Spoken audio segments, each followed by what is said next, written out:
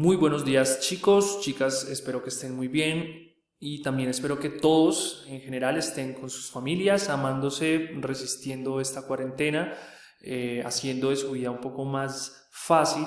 Y pues esta semana quiero traerles una semana de lectura, una semana de profundización en la cual vamos a revisar uno de los personajes principales para la configuración de Europa durante el periodo posterior a la Revolución Francesa. Y en ese orden de ideas estamos hablando del personaje Napoleón Bonaparte. La idea es que nosotros vamos a revisar un artículo que se publica en un portal de internet que se llama XL Semanal, y allí nos plantean este artículo que se llama El día que Napoleón se hizo amo del mundo.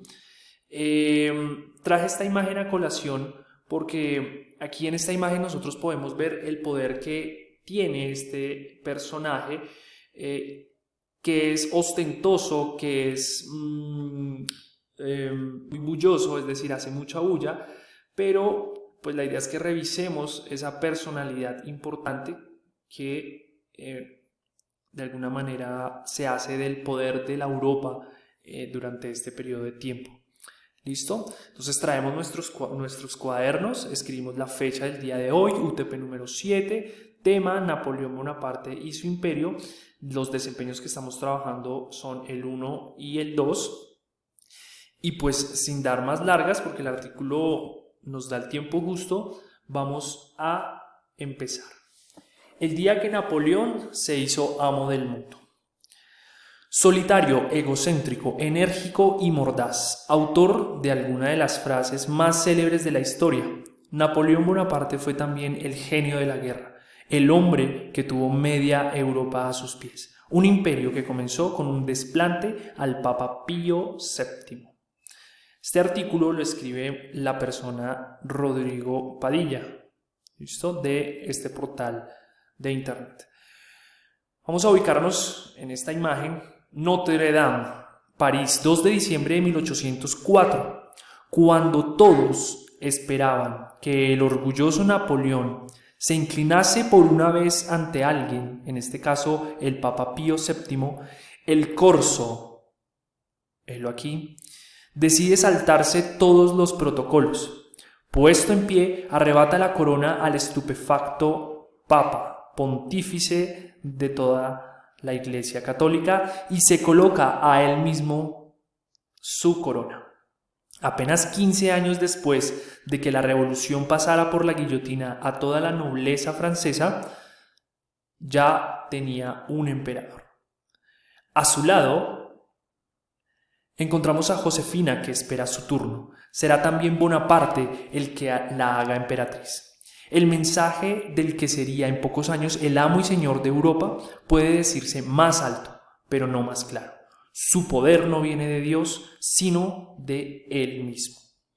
El mayor estratega de todos los tiempos había conseguido llegar hasta la puerta de Notre Dame como cónsul vitalicio y salir como emperador tras una hábil maniobra política iniciado años atrás, cuando sus triunfos militares en Italia hacia el año de 1796 y 1797, donde hizo y deshizo a su antojo, pero a cambio acumuló victorias, convirtiendo a este hombre general joven de 28 años en el héroe de toda Francia. Reservado y trabajador, prefiere el estudio a toda especie de recreo. Gusta de la lectura, de los buenos autores, silencioso y amante de la soledad, caprichoso, altivo y extremadamente propenso al egoísmo. De pocas palabras, enérgico en sus respuestas, pronto y mordaz en la réplica, con mucho amor propio, ambicioso y aspirando a todo. Así lo describían sus superiores cuando contaba 15 años y estudiaba en la Escuela Militar de París. A la historia se le ha demostrado que no estaban equivocados. En el momento más culminante de su carrera, su imperio comprendía Francia, las anexionadas Bélgica y Holanda y la margen izquierda del Rin, es decir, lo que hoy es Alemania. Además, gobernaba en la Confederación Helvética y en el Reino de Italia. y gracias a su política de colocar personal de confianza en los puestos claves, ejercía el control del reino de Nápoles y también en el reino de España. El hombre que llegó a dominar la mitad del mundo nació el 15 de agosto de 1769 en Ajaccio, en Córcega, cuando la isla se recuperaba de la anexión francesa. Su madre, Leticia Ramolino, dio a luz a 13 hijos, pero solo 8, entre esos Napoleón, sobrevivieron. Napoleón resultó ser el ser más imaginativo e inteligente, orgulloso y déspota, virtudes y defectos que se aliaron para tener un dirigente que en realidad nunca creyó en dioses ni en ideas políticas, solamente creyó en él mismo. Ya desde muy pronto las guerras cercaron a su familia. Su padre, Carlos María Bonaparte, abogado y con una situación económica no muy boyante, se opuso al dominio francés de la isla, aunque finalmente, al ganar estos, decidió sacarle partido y granjearse la confianza del gobernador francés. Así fue como el joven Napoleón entró a la escuela militar de Brienne con una beca y después completase sus estudios en la escuela militar de París. Fue entonces cuando descubrió a autores como Rousseau, Voltaire y Maquiavelo, autores que hemos revisado durante las clases de historia en el Colegio Gimnasio Campestre de los Arrayanes, grado octavo, además de los libros de artillería y de las tácticas militares que fueron decisivos en sus posteriores victorias. Gracias a los contactos que logra hacer, se convierte en capitán del 4º Regimiento de Artillería.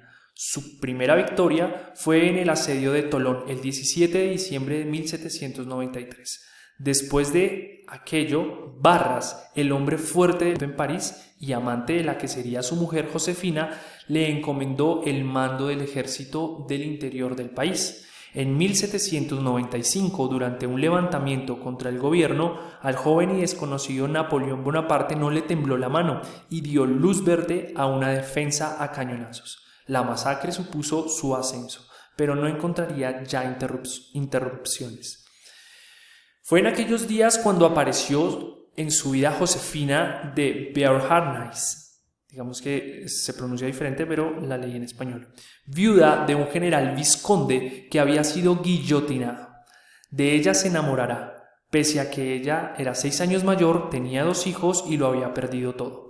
Napoleón cayó rendido no solo a sus encantos, sino a las posibilidades de ascenso que el amante de Barras le podía ofrecer. El 9 de marzo de 1796 se casaron en un matrimonio civil y 2 días más tarde Bonaparte partía a Italia como comandante en jefe.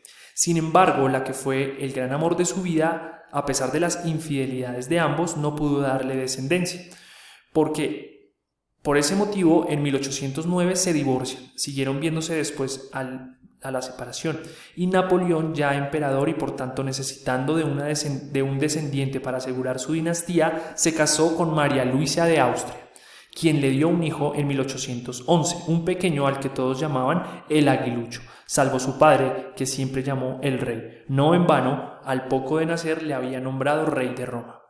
Tras sus victorias en Italia, la segunda gran guerra de Napoleón lo llevó a Egipto, pero a los pocos meses tuvo que regresar a París. El directorio no era capaz de controlar un país lleno de problemas. Se necesitaba a un hombre que salvara la república. Tras una parodia legal, 3 cónsules asumen el poder: Bonaparte, Sieyès y Roya. La constitución que se aprueba después deja claro que en la práctica estamos ante un dictador y 2 marionetas. Por supuesto, el poder principal queda en manos de Napoleón. Más tarde, tras la paz de Amiens, que da un respiro a los franceses e ingleses, Bonaparte se convierte en el cónsul vitalicio y será precisamente la ruptura de esta paz la que le dé la excusa para erigirse como emperador.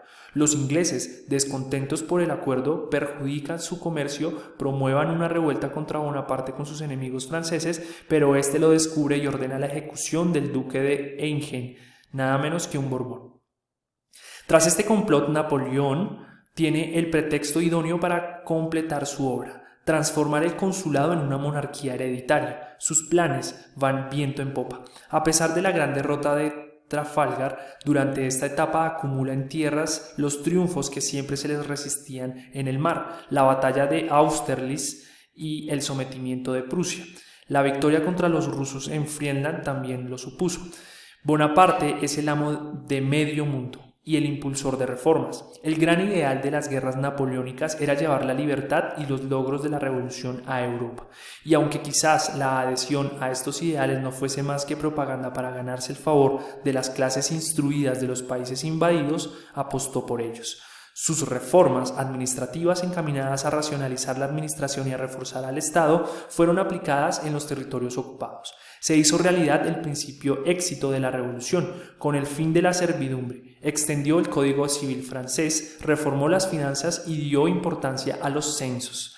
Asimismo, su preocupación por las obras públicas, la reforma de la enseñanza, la creación de ministerios modernos y una burocracia profesional siguieron a los soldados franceses en sus campañas y dejaron huella en toda Europa. Fueron pocos los gobernantes que intentaron abolir aquellas reformas napoleónicas, que contribuyeron la base del Estado del siglo XIX. Sin embargo, las cosas comienzan a torcerse en 1808, cuando decide someter de bloquear el comercio inglés. No hubo problema con el primero, pero sí con España, cuya guerra de guerrillas pudo con el estratega.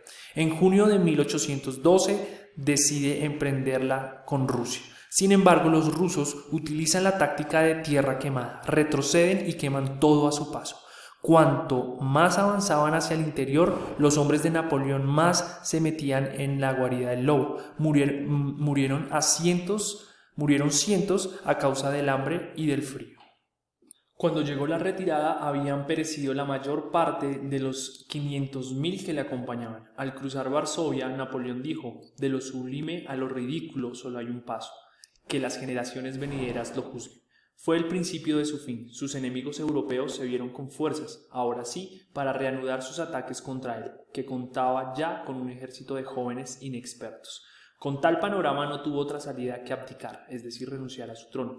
Era el 6 de abril de 1814. Los aliados lo obligaron a retirarse a la isla de Elba, donde percibió la noticia de la muerte de Josefina, pero a Napoleón aún le quedaba su último estesor. Hasta Elba llegaron las noticias de que en Francia las cosas no marchaban bien, pues la nobleza intentaba restablecer sus privilegios, y el espíritu guerrero de Napoleón resucitó. Al frente de unos cuantos hombres atravesó Francia y llegó a París para destronar a los Borbones, pero los aliados no lo iban a consentir. En junio de 1815 entabló su último duelo, la batalla de Waterloo. Tras su aplastante derrota, abdicó. Había gobernado 100 días. Entregado a sus eternos enemigos, los ingleses, fue llevado a Santa Elena, un islote donde murió un 5 de mayo de 1821. Bueno, pues este es el artículo. Básicamente estamos recuperando un poco de la historia de este personaje que vemos aquí en la imagen ya derrotado, ¿cierto? Su primera derrota cuando abdica el trono. Y pues básicamente la idea, chicos, con este video es que podamos entender la dinámica después de la guerra, ¿no? Este estratega militar aparece como una referencia incluso para algunos jefes militares posteriores durante la Edad Moderna, como Hitler, Napoleón, Simón Bolívar, y va a ser como esa referencia. Vamos con nuestra actividad práctica. Yo, sin embargo, les voy a dejar el link del artículo en su mensaje, pero también les voy a dejar un video de apoyo. En este video de apoyo van a encontrar más referencia histórica de Napoleón. Y básicamente lo que vamos a hacer es un mapa conceptual que una los dos videos, porque uno se sustenta bajo el otro. ¿Listo, chicos? Me alegra saludarlos. Este ya es el final de nuestra sesión del día de hoy y espero que tengan un excelente día.